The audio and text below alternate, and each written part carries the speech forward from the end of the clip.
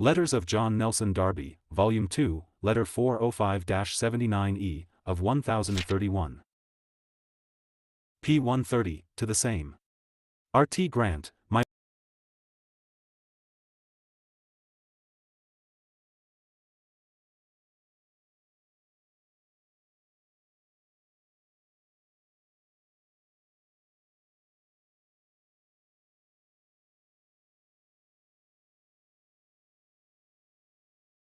things are so loose in many parts of the states as in Illinois, that Christians should be very particular. A person having left and being a long time away is not sufficient, as they may come back, and the tie had not been broken, only that, as to criminality, after some 7 years, in England the courts would not hold a person guilty of bigamy.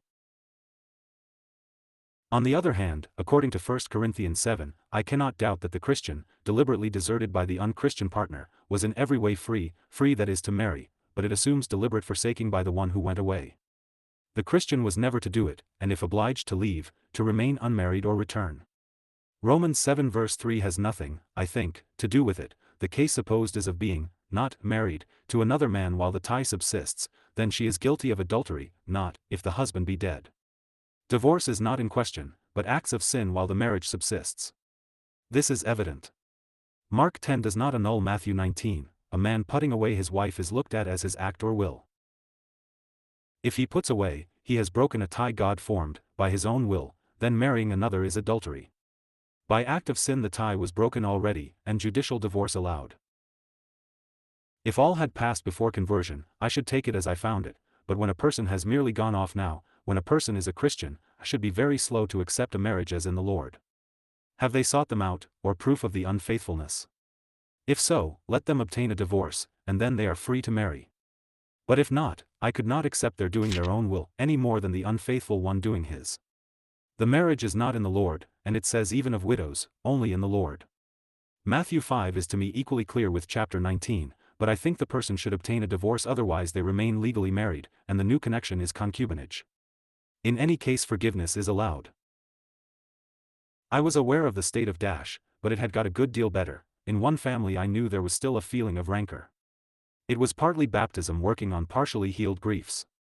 One has to work on in grace, seeing the evil to be overcome, even if the more we love the less we are loved. We work for Christ, and his love was perfect. I am afraid I take it sometimes too much for granted that we are so to work on, for Paul cultivated the affections of the saints much. Here, thank God, with such trials as are incident to working where the world and temptation and flesh are, there is blessing and progress. Though we are far short of what we might be, and I look for more, still we have much to be thankful for.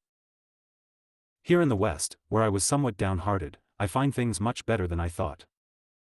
As to my translation, it is all printed these 2 or 3 months, but a new edition of the French was transferring the notes and emendations, and in doing it they collected errata and we waited till they had gone through it to publish it, but I have the last sheet of French in hand, so that it will be soon out now.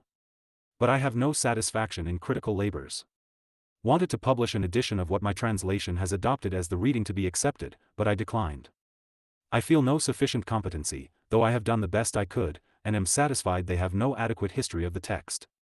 I shall be glad, if the Lord permit, to see you all, but, at past 70, such of course is on every ground uncertain. Kindest love to all. Ever affectionately yours. July, 1871. 52079E.